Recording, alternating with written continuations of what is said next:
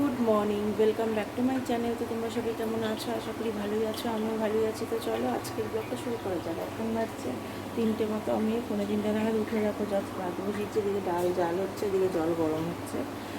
তো এখন এই ডাল ভাত, বেগুন ভাজা বলছি, সরু ভাজা করবো। আর এখানে দেখো বোয়াল মাছ আছে, বোয়াল মাছের ঝাল করবো। ওখানে মশলা এই আজকে রান্না। তো চলো রান্নাগুলো ঝপঝপ করি। তো জল গরম হয়ে এসছে, এখন ঢালতে। তো চলো দেখতে থাকো। দেখো ডাল ভাত তো হয়ে গেছে। দেখো কড়াইতে আমি তেল দিয়ে দিয়েছি। এই যে এখানে দেখো মাছ নিয়ে নিয়েছি, সব মাছ তো অনেক মাছ ওখানে ছিল। আমি যে কয় পিস রান্না করবো সেই কয় পিস আমি নিয়ে এখানে নুন হলুদ তেল দিয়ে মেখে রেখেছি। এই মাছগুলো ভেজে নেবো হালকাভাবে, এই যে ঢাকনা দিয়ে ভাজবো, নাহলে তেল ছিটবে।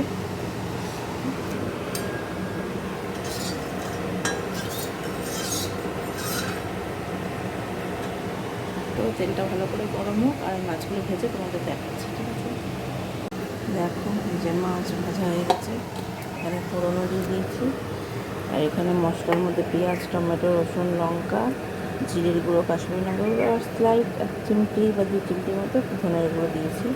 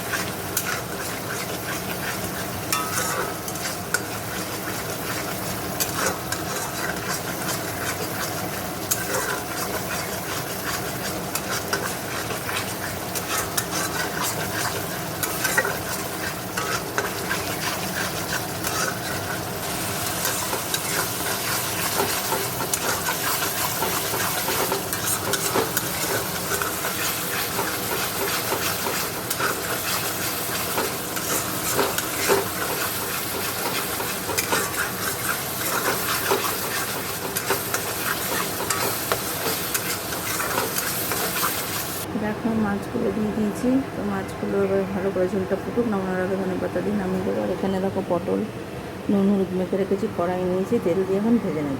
দেখো উচ্ছে কেটে এর মধ্যে একটু নুন হলুদ চালের গুঁড়ো আর একটু তিল দিয়ে মেখে মচমচে করে ভেজে রেখেছি।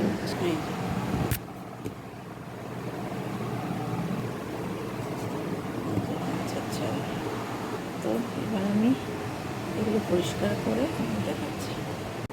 দেখো এদিকটা পরিষ্কার হয়ে গেছে, এই যে। তো এবার আমি স্নানে যাবো। তো চলো স্নানে কথা। Good evening. দেখো সেই সকালের পরে তোমাদের সামনে আসা হয়নি, তারপর ইভিনিংয়ে আসলাম, এসে নিয়েছি এই যে। তো চাটা খাই। আর সোনা বাবা গেছে পাশের তো সোনা বাবা গেছে পাশের পিপির বাড়ি, এসেও দুধ খাবে। তো চলো চাটা খাই।